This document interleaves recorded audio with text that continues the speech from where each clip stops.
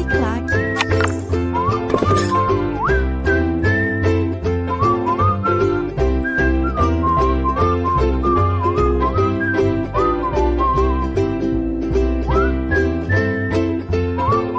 Olá pessoal, tudo bem? Um grande abraço para você ligado aqui no LAC Concursos, o maior site de videoaulas do Brasil, quiçá das Américas.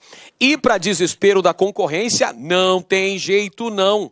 Tio Ed tá na área e se derrubar é pênalti. E eu tô chegando aqui para dar condução ao nosso projeto pedagógico que visa a sua aprovação. Afinal de contas, este é um curso muito bem fundamentado. Olha, eu me esforcei para produzir o melhor curso online do Brasil no que diz respeito à história de Pernambuco.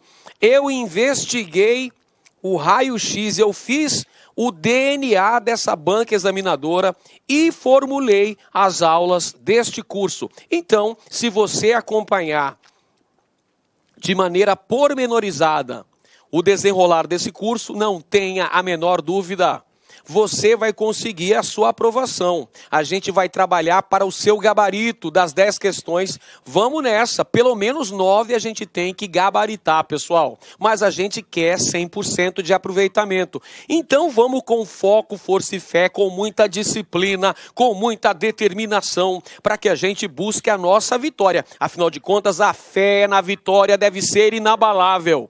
Pessoal, a nossa aula de hoje vai falar sobre o estado de Pernambuco, sob a interventoria de Agamenon Magalhães. Corresponde justamente ao período do Estado Novo. O Estado Novo foi o período ditatorial comandado pelo presidente Getúlio Dornelles Vargas. Foi de 1937 até 1945. Esse é um período de exceção aqui no Brasil.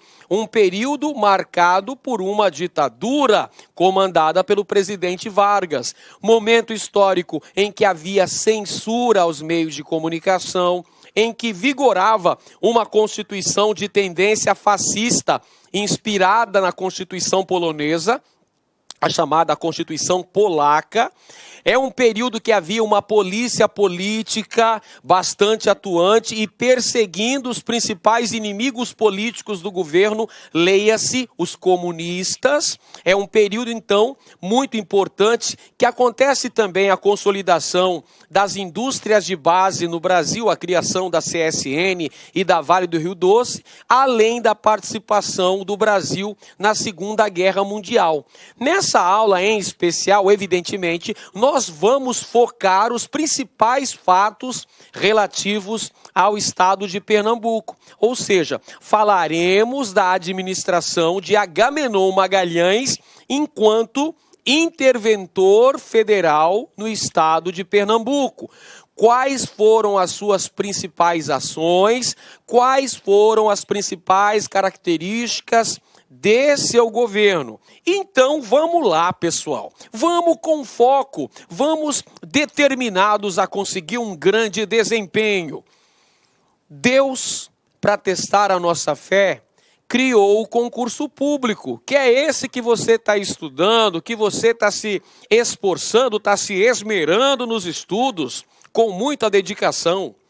O capeta, com inveja, criou a banca examinadora. Mas não tem problema não. Como eu falei no início da aula, eu já destrinchei a banca examinadora, pessoal. Eu fiz um raio-x completo da nossa banca, consegui extrair o DNA da banca, a maneira pela qual ela elabora suas questões, aqueles textos enormes e aquelas alternativas bastante extensas. Mas você vai chegar competitivo, você vai chegar preparado no dia da sua prova. Vamos que vamos então, pessoal.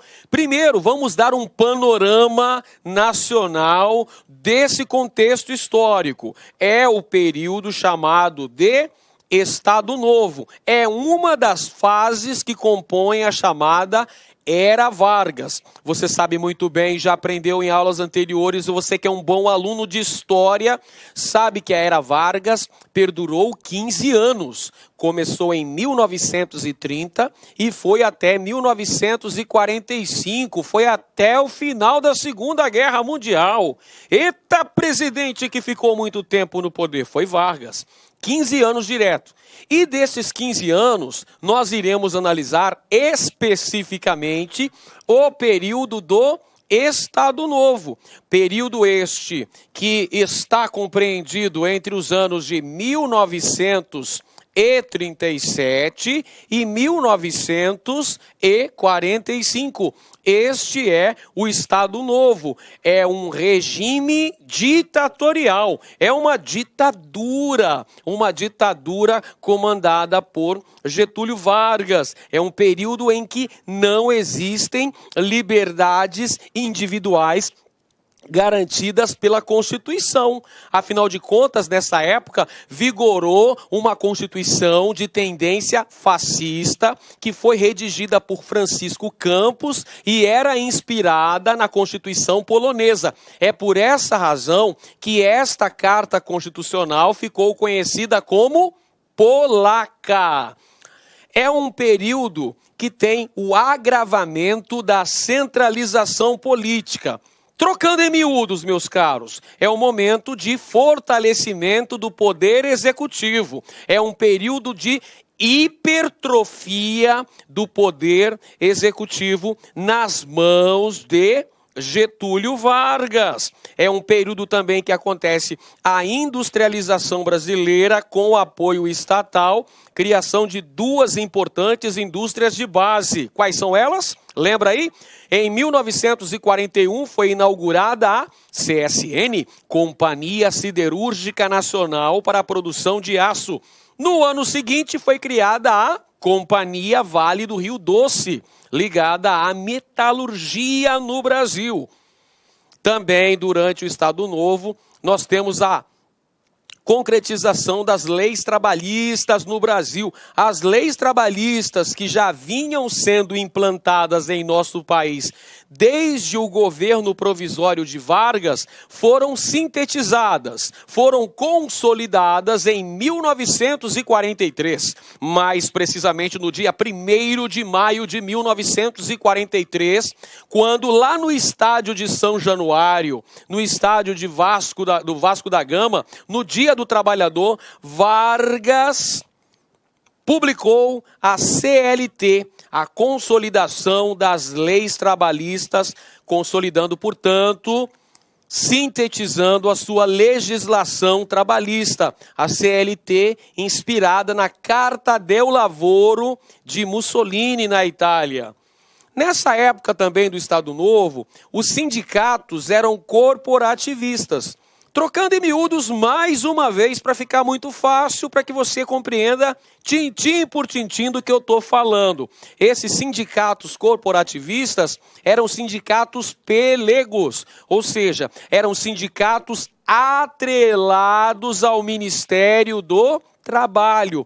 Sindicatos que estavam ligados ao Ministério do Trabalho, logo não possuíam autonomia de ação. Afinal de contas, as greves eram proibidas neste período histórico. É um momento em que ocorre uma censura político-ideológica comandada pelo Departamento de Imprensa e Propaganda, o famoso DIP.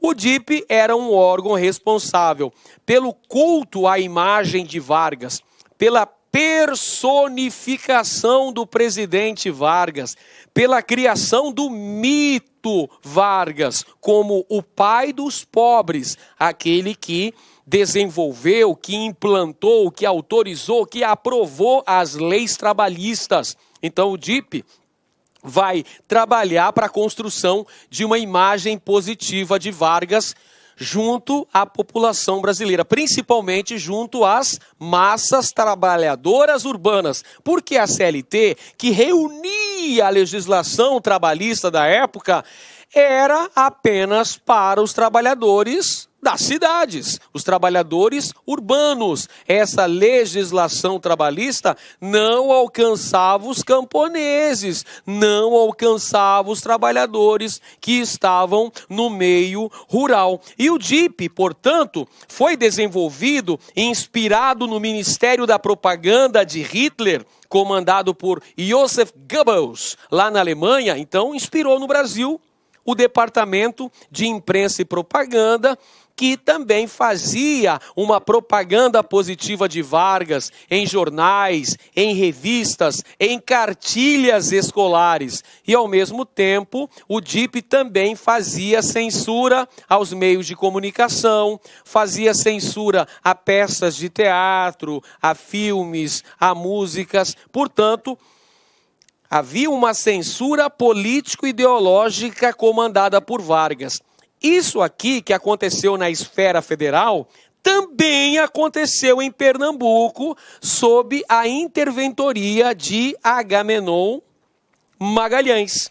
E houve também a perseguição política. O alvo principal dessa perseguição política eram os comunistas. Então Vargas era apresentado como o defensor do Brasil, aquele que impediria a ação de quem? Dos comunistas. Aquele que estava ali, Vargas estava ali justamente para impedir que os comunistas atuassem.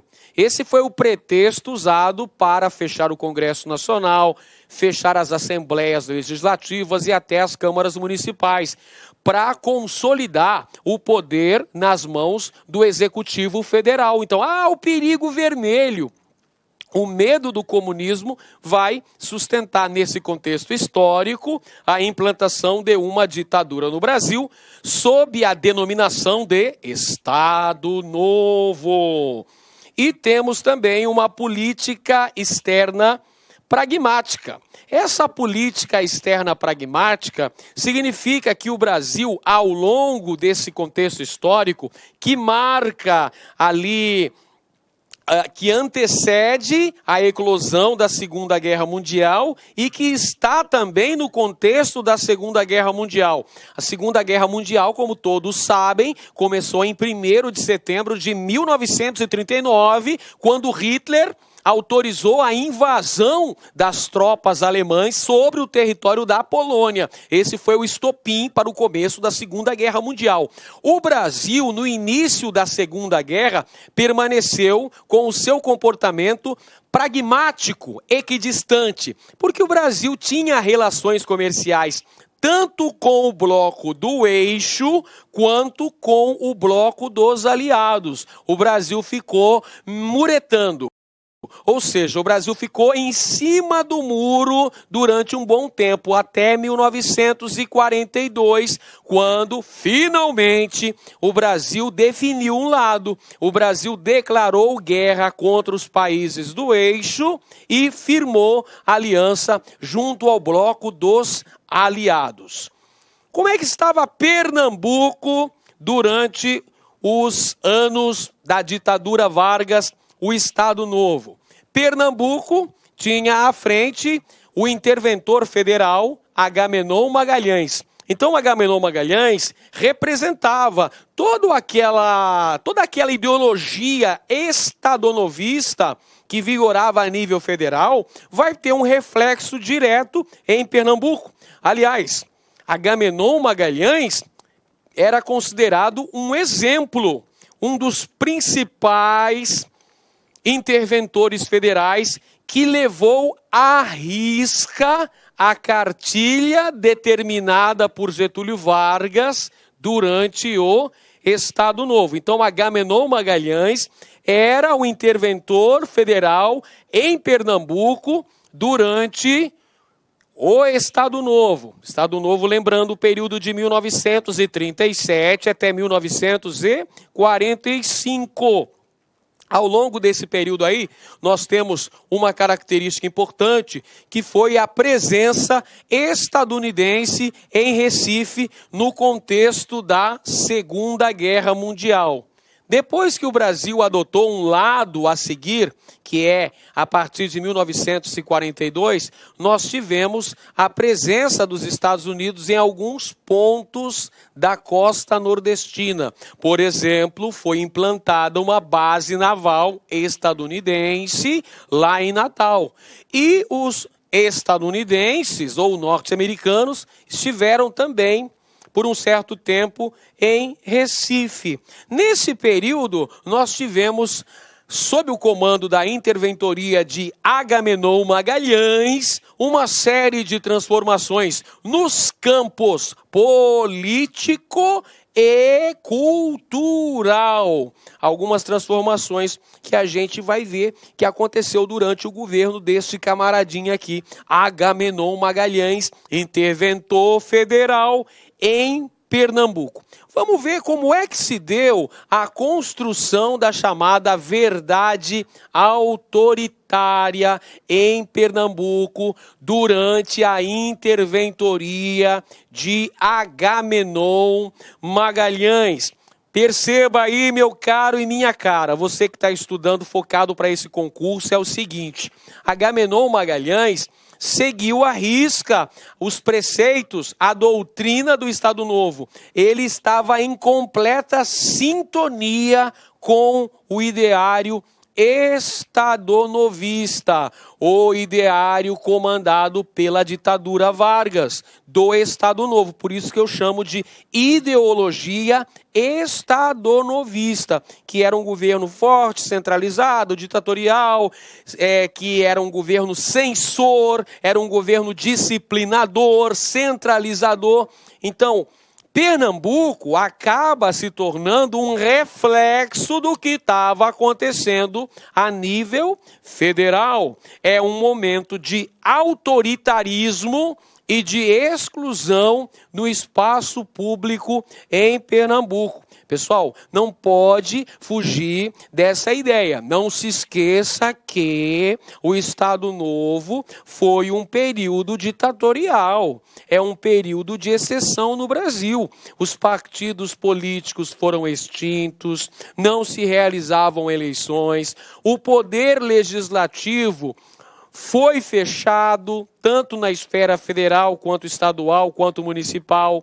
O poder judiciário era bastante fraco, havia uma predominância de poder nas mãos do executivo, havia censura aos meios de comunicação, perseguição política e até pena de morte para casos políticos. Então presta bem atenção, Pernambuco também se tornou um reflexo dessa política que acontecia a nível federal. Então nós temos também em Pernambuco autoritarismo. Então também nós vamos ter a exclusão no espaço público. Nós vamos ter alguns setores da sociedade que vão ser escolhidos como indesejados, que vão ser escolhidos como marginalizados, a exemplo do que ocorreu com os mocambos, com a expulsão da população dos mocambos para a construção de casas populares. Ali nós vemos claramente uma política higienista, uma política calcada na própria eugenia, pessoal. Não se esqueça disso. Vai acompanhando o processo que é muito importante aí, pessoal. Foram eleitos os marginalizados e os indesejáveis. Claro, dentro desse contexto aí, pessoal, é um contexto autoritário, é um contexto ditatorial. Então existiam alguns segmentos da sociedade, sobretudo segmentos de classes menos favorecidas, sobretudo segmentos aí étnicos que eram considerados inferiores ou indesejados e que foram marginalizados durante o governo da interventoria de Agamenon Magalhães. É importante ressaltar também o papel desempenhado pela imprensa. A imprensa foi fundamental para a divulgação do ideário do Estado Novo para divulgação das principais ações que faziam parte da ideologia de Agamenon Magalhães. Você precisa entender, basicamente, que Agamenon Magalhães vai reproduzir a mesma ideologia implantada por Vargas a nível federal, vai ter um reflexo fundamental no estado de Pernambuco. E a imprensa, por isso que eu coloquei um rádio aqui, pessoal, um rádio antigo. A imprensa foi utilizada como meio de comunicação, no caso, o rádio e também o jornal. Daqui a pouco a gente fala do jornal, por enquanto a gente fala do rádio. O rádio foi utilizado como um mecanismo de doutrinação política. O rádio foi usado como um instrumento para a divulgação dos valores do Estado Novo, da ideologia que deveria ser seguida à risca, de uma modernização conservadora, uma modernização de cima para baixo, elegendo aí os excluídos, aqueles que deveriam ser marginalizados nesse processo. Inclusive, a educação também foi utilizada como veículo de propagação da ideologia estadonovista. É claro que o governo, atento a essas questões, qual era o principal inimigo? Qual era o principal adversário da política ideológica do Estado Novo? Era o comunismo. Era o comunismo. Então, eles precisavam perseguir o comunismo, perseguir, eliminar, excluir, marginalizar os comunistas. Então, até mesmo na educação, isso teve influência. Por exemplo, professores que fossem considerados propaladores de ideais bolchevistas, leia-se, comunistas, eles seriam perseguidos, perderiam seus empregos, porque a partir de então a educação era um ponto importantíssimo para a divulgação da ideologia do Estado Novo. Você viu na imagem anterior que eu mostrei do Agamenon Magalhães? Ele estava com uma criança, simbolizando a preocupação do governo com a educação das gerações futuras, a educação das crianças. Então, há essa questão de utilizar a educação como veículo ideológico. Vale dizer para os senhores que em circunstâncias especiais havia desfiles, e nesses desfiles participavam as Forças Armadas, participavam sindicatos classistas e participavam também vários estudantes que iriam lá vangloriar o Estado Novo, que estavam ali para aplaudir o sucesso da ditadura Vargas, e em caso do Pernambuco em especial, em caso do Estado de Pernambuco em especial, ao governo do interventor Agamenon Magalhães. Tínhamos datas importantes, o 7 de setembro, o dia da independência do Brasil, o 10 de novembro, o dia do golpe do Estado Novo que implantou a ditadura Vargas, e o 1º de maio, dia do trabalhador. Nessas datas em especial haviam cerimônias, grandes comemorações, grandes cerimônias públicas para fazer toda uma propaganda ideológica do governo. Outro ponto de apoio no governo de Agamenon Magalhães, sem dúvida alguma, era a Igreja Católica. A Igreja Católica foi o verdadeiro sustentáculo e corolário da nova ordem. Pessoal, lembra dos inimigos potenciais do Estado Novo, dos opositores prioritários comunistas. Os comunistas ateus, então precisava-se combater o comunismo, precisava-se combater também o ateísmo. Portanto, haverá uma aliança muito forte do governo com a Igreja Católica. A Igreja Católica também vai dar um suporte ideológico para a manutenção desta ditadura. Então a Igreja Católica também vai fazer o seu discurso, vai fazer o seu sermão, dizendo: amigos, irmãos, Vargas e Agamenon Magalhães devem ser vangloriados porque eles impediram que os comunistas ateus tomassem conta do Brasil. Vai ser feito esse discurso para sustentar de maneira ideológica a ditadura do Estado Novo. Olha aqui uma imagem para ilustrar muito bem o que eu estou falando agora, pessoal. Nesta imagem nós vemos 3 personalidades políticas muito importantes de Pernambuco, nesse contexto histórico entre 1937 e 1945.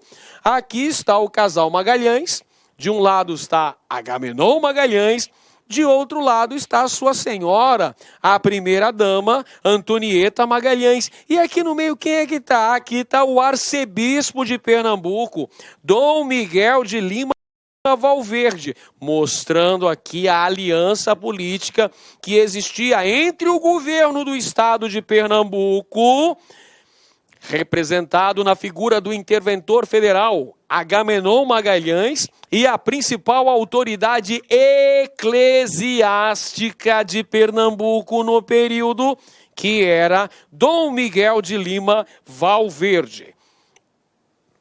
Pois bem, pessoal, Agamenon Magalhães adotou uma política calcada no populismo social e na centralização política. Aí você pode dizer: professor, mas essas também são características de Vargas. Sim, Agamenon Magalhães era um parceiro político, um correligionário da política defendida por Getúlio Vargas. Então ele também vai ser um representante do populismo. Você sabe que o populismo é aquela política baseada no apoio das massas trabalhadoras urbanas. Então o Agamenon Magalhães vai representar em Pernambuco essa mesma política que Vargas tão bem fez a nível federal. E também a centralização política. Afinal de contas, não podemos fugir da ideia de que estávamos neste período durante uma ditadura. A interventoria de Agamenon Magalhães nada mais era do que uma ditadura caracterizada por uma centralização política. E há também uma grande busca por uma unidade social e política. Leia-se, há nesse contexto histórico uma grande preocupação pela manutenção da ordem pública e social, a manutenção de uma suposta coesão social, passando uma falsa ideia de que está tudo bem no Brasil. O Brasil está protegido. O Brasil está no rumo certo, porque nós temos unidade social, nós temos unidade política. E é nisso que nós vamos ter a propagação, o culto à personalidade do interventor. Bom, você viu aí que o DIP, o Departamento de Imprensa e Propaganda, foi criada para fazer o culto da personalidade de Getúlio Vargas, através do rádio, através de jornais, de revistas. O mesmo pode ser compreendido em relação a Pernambuco. Nós vamos ter o culto à personalidade de Agamenon Magalhães, tornando-se aí uma personalidade pública de grande importância no Estado, com a divulgação de programas de rádio e principalmente com a utilização de jornais. Agamenon Magalhães, pessoal, também adotou uma política de ruralização. Essa política de ruralização visava, entre outras coisas, o combate à seca em Pernambuco, combate ao flagelo da seca em Pernambuco, com a construção de açudes, com melhorias para o meio rural pernambucano.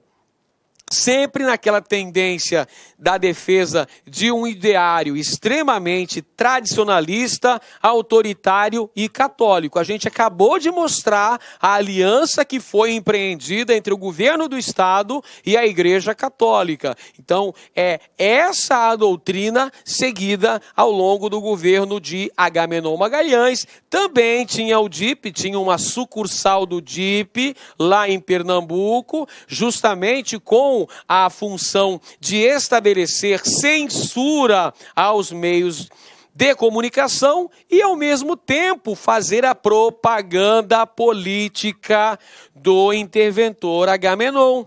Era o jornal Diário da Manhã, aí, responsável por ser o porta-voz oficial para fazer a propaganda política do Agamenon Magalhães. Seu governo foi marcado por grandes transformações no espaço urbano, principalmente da capital pernambucana, a cidade de Recife. Tivemos grandes edificações construídas durante o governo de Agamenon Magalhães e uma propaganda intensa contra os mocambos. Propaganda intensa contra os mocambos. O que eram os mocambos? Eram habitações populares, eram espécies de favelas, eram habitações bem rudimentares, eram habitações sem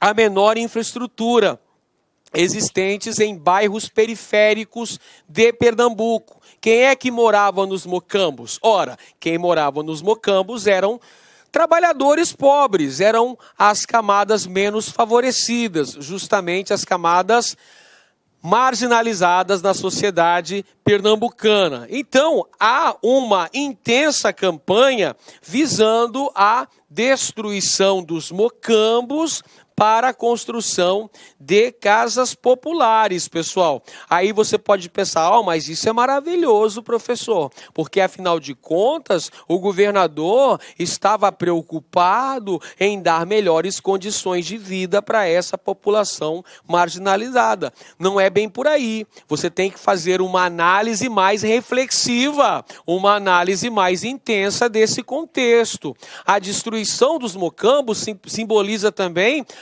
a exclusão, a marginalização daqueles considerados indesejáveis. Ou seja, os mocambos eram vistos como centros dos males sociais. Perceba, quem é que habitava os mocambos? Eram pessoas pobres, notadamente pessoas negras, e praticavam religiões de matriz africana, e praticavam a capoeira, e eram ambientes inóspitos, que favorecia a proliferação de doenças. Então, dentro dessa política higienista, muito em voga naquele contexto histórico, era preciso destruir aqueles mocambos, expulsar daquela área os trabalhadores pobres. Por quê? Os mocambos também eram vistos como setores de males sociais. Ou seja, o que seriam esses males sociais? Vadiagem, prostituição, malandragem, banditismo, doenças. Isso é o que defendia o ideário marginalizante defendido pelo governo, pessoal. Então não podemos encarar, olha que beleza, ele foi lá para destruir aquelas habitações, aqueles casebres imundos, aquelas casas de pau a pique para construir habitações populares de baixo custo para essa população de baixa renda. Oh, que maravilhoso! Não, você tem que analisar os dois lados. Há uma postura excludente também. Há uma postura de combate a essas práticas. Não se esqueça que foram eleitos aqueles que deveriam ser os marginalizados dentro desta sociedade.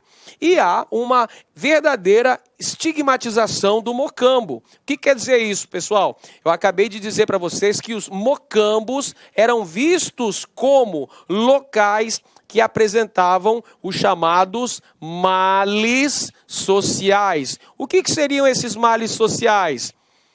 Vadiagem, prostituição, homossexualidade, doenças, malandragem. Então precisava-se combater o mocambo. Isso dentro da ideologia defendida pelo Agamenon Magalhães.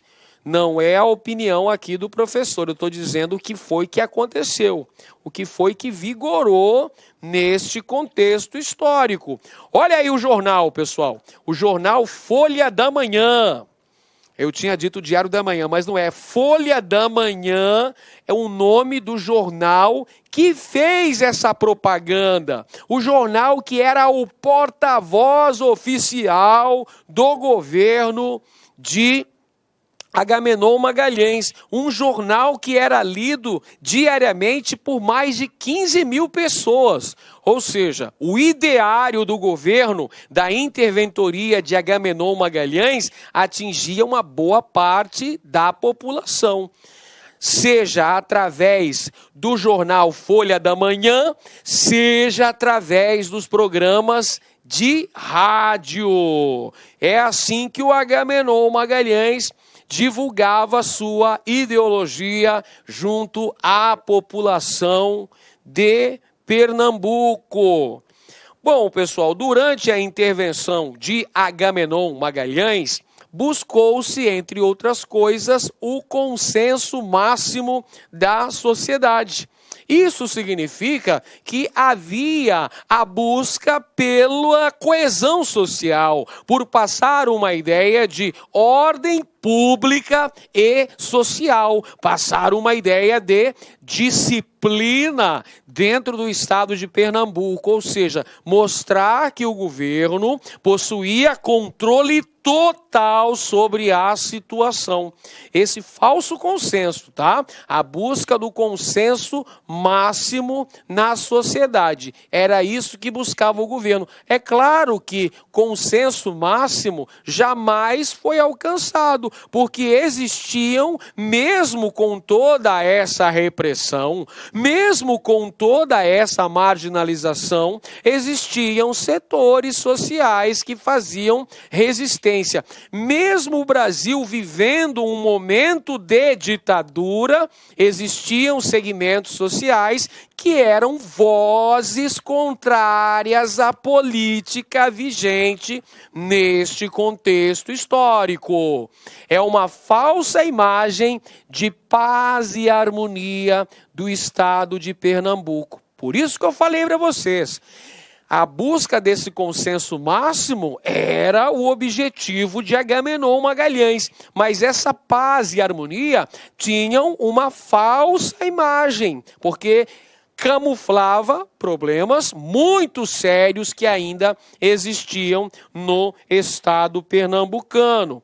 E é por isso que ocorreu repressão aos adversários políticos. Aqueles que não concordavam com a doutrina implementada durante a interventoria de Agamenon Magalhães eram perseguidos e poderiam ser presos, inclusive. Não se esqueça que nessa época vigorava uma constituição de tendência fascista, a Constituição de 1937, a polaca. Portanto, há a perseguição a vários grupos eleitos como marginalizados. Quem são esses grupos que eram perseguidos pela ideologia defendida por Agamenon Magalhães? Aqui estão eles, os comunistas, as prostitutas, os vadios, os homossexuais.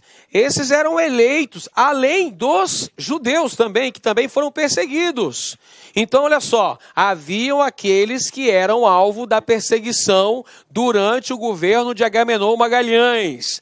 Perseguição a comunistas, a prostitutas, vadios, homossexuais e afro-brasileiros sofreram aí com a perseguição implantada pelo ideário estadonovista, representado no estado de Pernambuco, na figura política do interventor Agamenon Magalhães.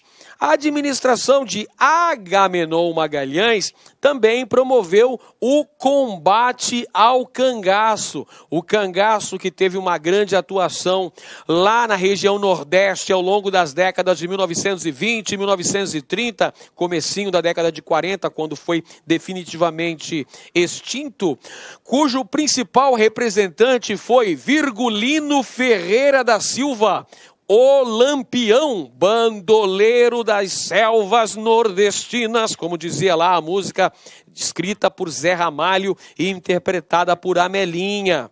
Mulher nova, bonita e carinhosa, faz o homem gemer sem sentido, bom demais. Então, durante a administração de Agamenon Magalhães, nós temos o combate ao cangaço, além de formação de centros operários e escolas. Por que a formação de centros operários e escolas, pessoal?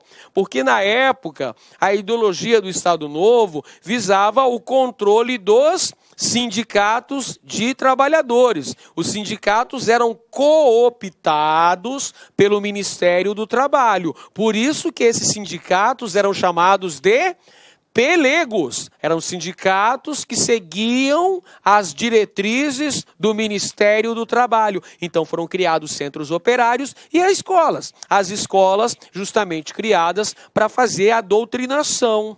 A educação era um importante meio de doutrinação, de mostrar ali a ideologia do Estado Novo, carregar lá a bandeirinha nacional. A propósito, durante o Estado Novo, pessoal, todas as bandeiras estaduais foram queimadas. A única bandeira que poderia ser tremulada era a bandeira brasileira, a nossa bandeira nacional.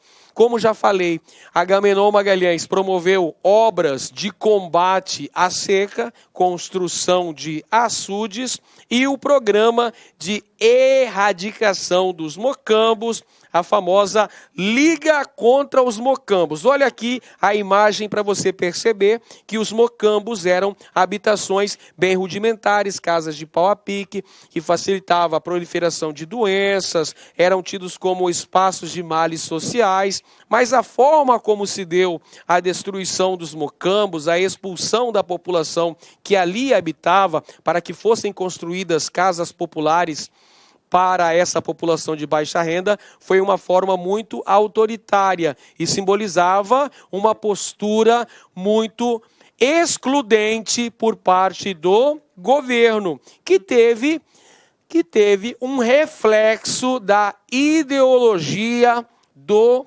Estado Novo. Aqui na imagem eu trago para você os dois personagens que nós nos referimos ao longo de toda a aula de hoje, que é o presidente da República, Getúlio Vargas, e o interventor federal em Pernambuco, Agamenon Magalhães. Dois grandes amigos, somos dois grandes amigos, essa é a nossa verdade. Então, pessoal, Agamenon Magalhães era o representante de Getúlio Vargas em Pernambuco. Aliás, era tido como um dos principais representantes de Vargas no Brasil inteiro. Talvez foi o interventor que mais seguiu à risca as determinações estado-novistas, que previam, entre outras coisas, o nacionalismo, porque durante essa fase do Estado Novo, o nacionalismo foi uma característica muito marcante. Eu já falei agora há pouco da bandeirinha do Brasil, não é? Era a grande preocupação política do Estado Novo promover essa coesão nacional. Por isso que o rádio foi um meio de comunicação tão importante. É durante o Estado Novo que criaram aquele programa de rádio chamado Hora do Brasil, que hoje a gente conhece como A Voz do Brasil, um programa que era o porta-voz oficial da doutrina disseminada pelo governo Vargas. Então, através do rádio, eram divulgados os ideais estadonovistas. Além disso, nós temos também, pessoal, uma aversão ao estrangeirismo no Brasil. xenofobismo. Xenofobia é aversão aos estrangeiros. Esse xenofobismo pode ser verificado, por exemplo, pessoal, por ocasião da eclosão da Segunda Guerra Mundial. Quando o Brasil decretou guerra contra os países do eixo, houve perseguições contra instituições ligadas a italianos, alemães e japoneses, que eram nossos adversários na Segunda Guerra Mundial. Várias instituições aí nipônicas ou instituições alemãs no sul do Brasil e até mesmo instituições italianas, né, de colônias italianas do Brasil, sofreram perseguição. Olha um exemplo. Em Minas Gerais e também em São Paulo, nós tínhamos 2 clubes brasileiros que tinham o nome de Palestra Itália. Por conta desse contexto de nacionalismo, de xenofobismo, principalmente em relação aos nossos inimigos, aos nossos adversários durante a Segunda Guerra Mundial, o Palestra Itália teve que mudar de razão social. O Palestra Itália de São Paulo virou Palmeiras. E o Palestra Itália de Belo Horizonte virou o Cruzeiro, porque Palmeiras e Cruzeiros são símbolos nacionais. Você tem Palmeiras, minha terra tem palmeiras, onde canta o sabiá. As aves que aqui gorjeiam, não gorjeiam como lá. Da canção do exílio de Gonçalves Dias, Palmeiras. E o Cruzeiro do Sul é um dos símbolos nacionais. Então perceba, nós temos um forte nacionalismo durante o Estado Novo e nós temos também uma certa xenofobia, uma aversão ao estrangeirismo. Além disso, não podemos esquecer, a gente já cansou de falar, mas isso é importante, pode fazer diferença no dia da sua prova. Não se esqueça que o inimigo em potencial da ideologia estadonovista era, sem dúvida, o comunismo.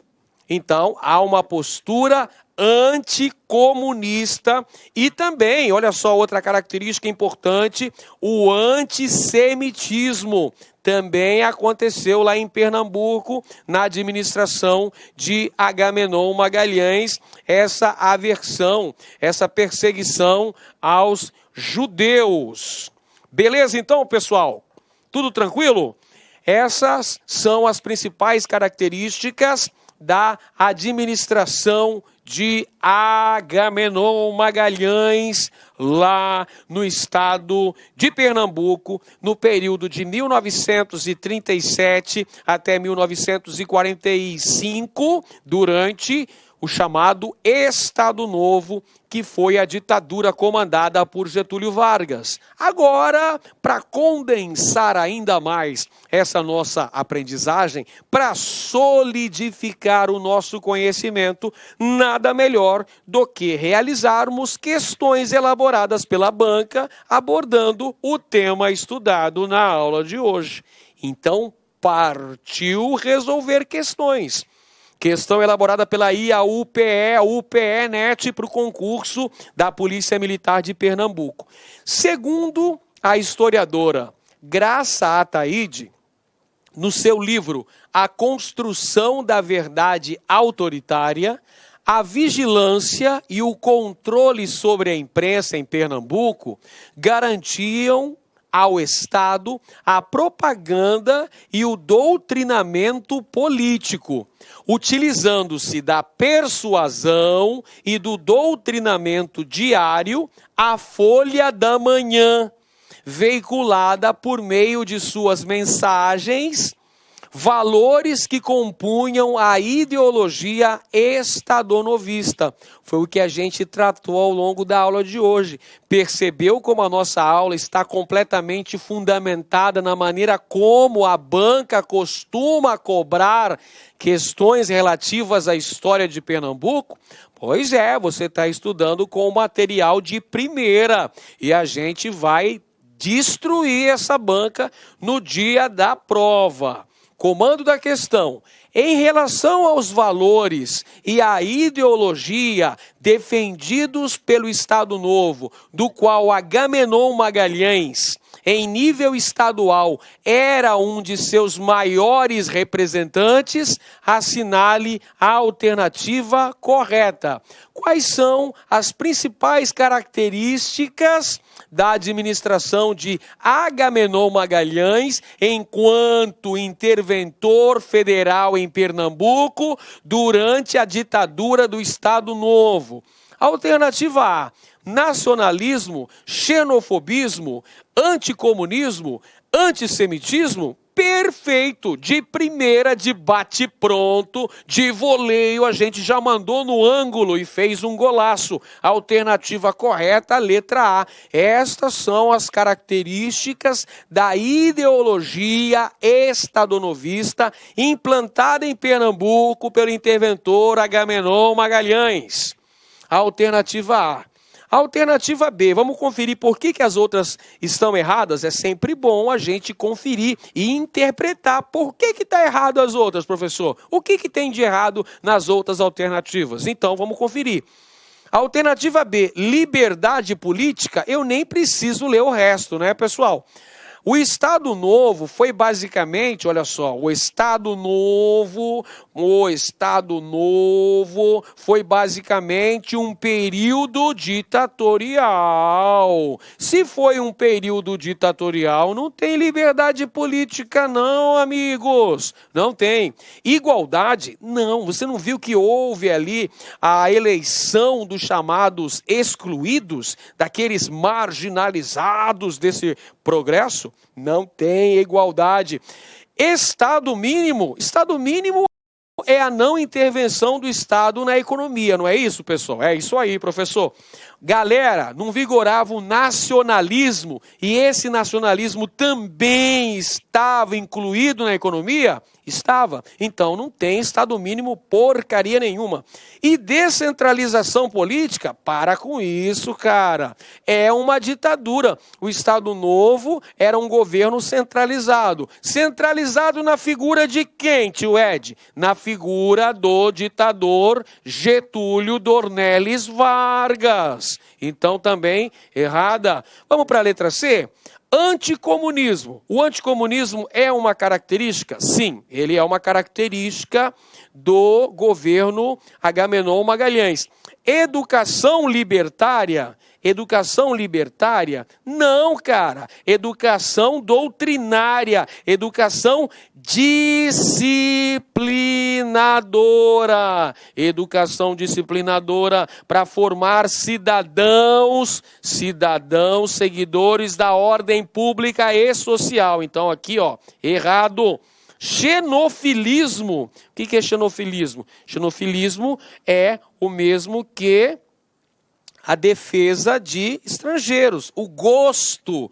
Xenofilia é o gosto, o amor pelos estrangeiros. Não tem xenofilismo, tem xenofobismo. Errado. Vamos riscar aqui. Nacionalismo? Nacionalismo, sim, é uma característica, mas como tem duas erradas, essa afirmação também fica errada. Letra D, Estado mínimo? Não, nacionalismo econômico, então eu já nem preciso ler o resto, mas eu vou ler. Educação libertária? Não tem, eu já falei que não tem. Xenofilismo? Não tem também, não insista, não adianta, não tinha xenofilismo, tinha xenofobismo, que é o contrário. E antissemitismo? Antissemitismo até aconteceu, mas a maioria aqui não tinha. Letra E, igualdade? Que igualdade o quê, cara? Para com isso, não tinha igualdade, é uma ditadura. Liberdade política? Ah, tá querendo tá brincando comigo? Tá de brincadeira comigo, 02? Lógico que não tinha liberdade política. Xenofobismo? Xenofobismo até, ok. Anticomunismo? Até, ok. Mas a única que apresenta todas as características da ideologia do Estado Novo, defendidas em Pernambuco por Agamenon Magalhães, é a letra A. Nacionalismo, xenofobismo, anticomunismo e antissemitismo. Muito bem, vamos para a próxima questão, uma questão aqui padrão, e a UPE NET, para que a gente consolide a nossa aprendizagem, para que a gente possa ter um grande desempenho e consiga gabaritar. Se aparecer na prova uma questão relativa à interventoria de Agamenon de Magalhães em Pernambuco, não tem problema, você vai lembrar dessa aula, você vai lembrar do que o tio Ed falou, e você vai ter um grande desempenho. Vamos nessa então, pessoal. A interventoria de Agamenon Magalhães em Pernambuco foi apontada como modelo a ser seguido em todo o Brasil.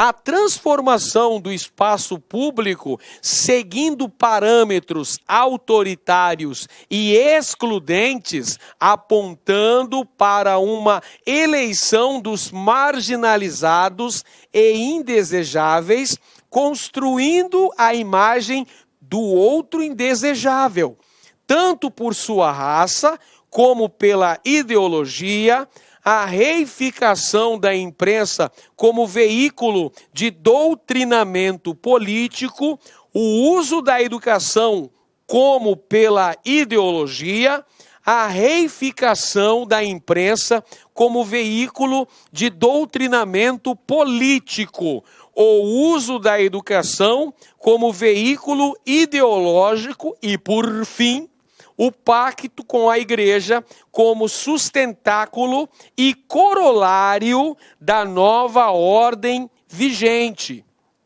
Citado por Maria das Graças Almeida, A Construção da Verdade Autoritária, Palavras, Imagens e Propaganda da Era Vargas em Pernambuco, 1930 a 1945. Muito bem, pessoal. A partir do texto acima, assinale a alternativa incorreta. Você está ligado aí que a banca costuma colocar no enunciado textos bastante longos, que você precisa ler com muita atenção para não cometer nenhum deslize, para que você consiga interpretar o que está sendo pedido naquela questão. Nesta questão em especial, a partir das características do governo de Agamenon Magalhães em Pernambuco, pede-se a alternativa incorreta, a alternativa falsa. Alternativa A, a imprensa, tendo como porta-voz o jornal Folha da Manhã, se constitui como o quarto poder na propagação e disseminação do ideário autoritário estadonovista, assim como também os jornais e revistas católicas. Essa afirmação está correta, pessoal. Como a gente viu, o jornal Folha da Manhã era o porta-voz oficial da ideologia defendida por Agamenon Magalhães. Então, ela vai ser vista como uma espécie de quarto poder na divulgação desse ideário autoritário. Assim como também os outros jornais e também as revistas católicas. Não se esqueça que a Igreja Católica era parceira nesse processo autoritário. A Igreja Católica estava de mãos dadas com o governo de Agamenon Magalhães. Alternativa B. O discurso ideológico estadonovista, comandado em Pernambuco pela interventoria de Agamenon Magalhães, construiu uma verdade autoritária, onde as palavras, imagens e propaganda permitiram que um antissemitismo virulento apontasse o judeu como o outro maléfico, diabolizado, alimentando e permeando o imaginário social em Pernambuco. Olha, nós vimos também na aula de hoje que durante a administração de Agamenon Magalhães, nós tivemos um antissemitismo. O judeu também apresentado como bode expiatório, outro maléfico, diabolizado. Portanto, está correta a alternativa B de bola. Alternativa C. Entre os marginalizados e indesejáveis eleitos pela política doutrinária do Estado Novo estavam comunistas, judeus, prostitutas, vadios, homossexuais, afro-brasileiros e praticantes de religião de matriz africana, excluídos tanto por sua raça como pela ideologia. Correto, esses são grupos perseguidos durante a gestão de Agamenon Magalhães. Alternativa D. O discurso vigente no período entre 1937 e 1945 apresentava o Estado simbolicamente como um corpo doente, infectado pelo comunismo e pelo liberalismo, maus que deveriam ser extirpados da sociedade brasileira definitivamente. É isso, pessoal, está correto também. Qual foi o grande mote, o pretexto usado por Vargas para decretar a ditadura do Estado Novo, dar um golpe em 10 de novembro de 1937, implantando uma ditadura no Brasil? Foi o perigo vermelho, o medo do comunismo, o suposto plano Cohen, uma falsa ideia, um falso documento criado pelo capitão integralista Olímpio Mourão Filho, apontando que havia um plano do Cominterme, ou seja, da Internacional Comunista, para dominar o Brasil. Então o Brasil precisava de alguém forte o suficiente para combater os vermelhinhos, alguém para defender o Brasil do perigo comunista. E quem defenderia o Brasil? Quem poderia nos defender nesse momento? Quem? Getúlio Vargas. É justamente esse o pretexto para a implantação do Estado Novo no Brasil, para combater o perigo do comunismo e o perigo do liberalismo. Não se esqueça que o governo brasileiro é nacionalista do ponto de vista econômico. Lembra que eu falei que foram criadas duas companhias, Companhia Siderúrgica Nacional e a Companhia Vale do Rio Doce nessa época? Pois é, então o combate ao comunismo e combate também ao liberalismo, a defesa da intervenção do Estado fortemente na economia nacional.